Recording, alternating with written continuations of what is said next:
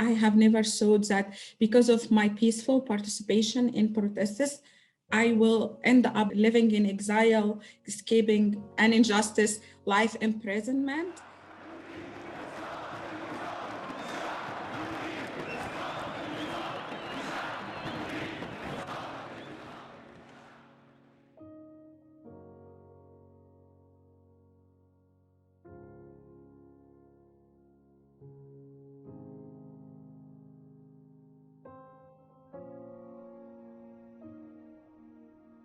This is something that never came to my mind, even until 2015, a few months before I get sentenced. Like my colleagues kept saying, Hend, you are gonna get sentenced, and the minimum sentence you will get in this case, at least 10 years. You need to think about leaving the country. But I did not think about it until it actually happened, because I have never thought that I will be receiving this sentence to life imprisonment because of a peaceful participation in a protest. I felt like now, like justice will take place. I don't know, for some reason, it did not make sense to me until it actually happened, and then I am here now. It's tough. It's not a.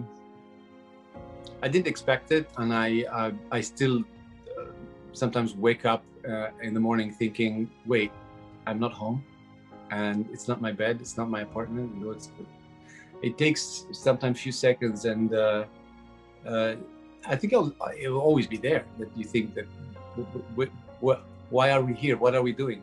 I didn't foresee that it would that 10 years later I would be where I am now, or just like not in Egypt at all, anywhere anyway. That often kind of messes with me a bit. Like it's sort of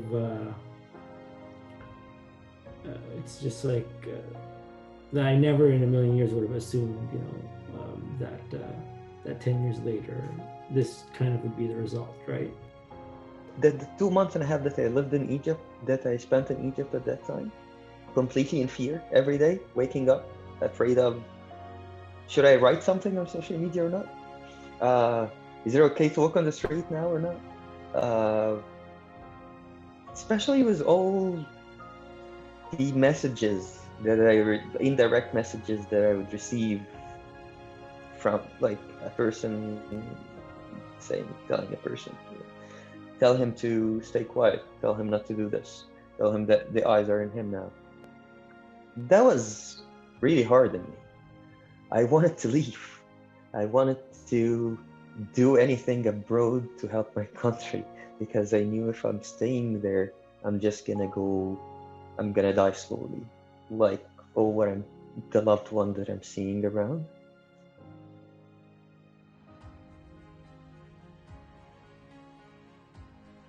The very moment when I knew that I'm not coming back, actually, is right before I took my flight to Amman at the airport, at Cairo airport, when I was stopped at the border control by the security officer, who took me to that office, the Homeland Security officer, who just started interrogating me. What have you been doing in Egypt? What were you doing in the States? Why are you going to Amman? Who are you working with? I answered all the questions until that moment when he told me, like, okay, if you're leaving, I don't recommend you to come back. And I knew that I was really fortunate to meet this guy, not another one. And I knew that, okay, this is the moment when my heart was just, you know, squeezing and of bitterness that I'll not be able to go back. I was arrested on December 17th, 2011. I was tortured. I was sexually harassed by the military officers, and I was taken to torture room with other girls, and then they took me, after I lost my consciousness, to military hospital, and from there I was taken to the court, but there were no case fabricated yet against us. After a huge protest that was organized by my colleagues and also the lawyer who came to the hospital to defend my right for treatment. I was able to finally receive treatment. I was taken to the court and I was faced by several charges, including trying to overthrow the regime, trying to attack military officers by stones or Molotov, or burning the research science building. I was released on bail, but the case stayed in the court for almost 3 years, from 2011 to 2015. It's 40 years. Fourth, 2015, I was sentenced to life imprisonment and I had to leave the country. I had no choice. This was one of the hardest decisions I have ever made in my life, to leave the country, because I knew that if I went to retrial, they will put me in jail. I can't really recall at that point, but there was a television program where, and on one of the private channels, even, it wasn't like public TV or anything, or state TV for that matter. And he basically put my picture on television and made some claims about me, saying that I was the leader of this international art coalition that will destroy the Egyptian military, things like that. And also made the claims that I was working with the Brotherhood. I really didn't really think very much of it at the time when that was aired, but it was the fact that his report kind of was printed in a couple of newspapers verbatim, word for word, and based on that, I could sort of assume where it would go had I stuck around.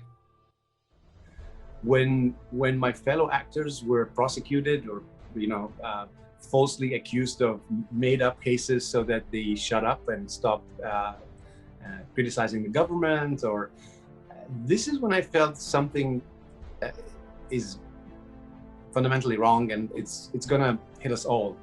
We decided to become very annoying to the people in power in Egypt, and that's when we became kind of enemies of the state, unfortunately. And I woke up one day and I found that the syndicate decided that I cannot work in Egypt, and you hear all those rumors about a case here against you, a case here, there, and it became completely like you can't really tell what's real and what's not. Egyptians need more than a revolution on our beliefs and our taboos, then it's a revolution against a regime.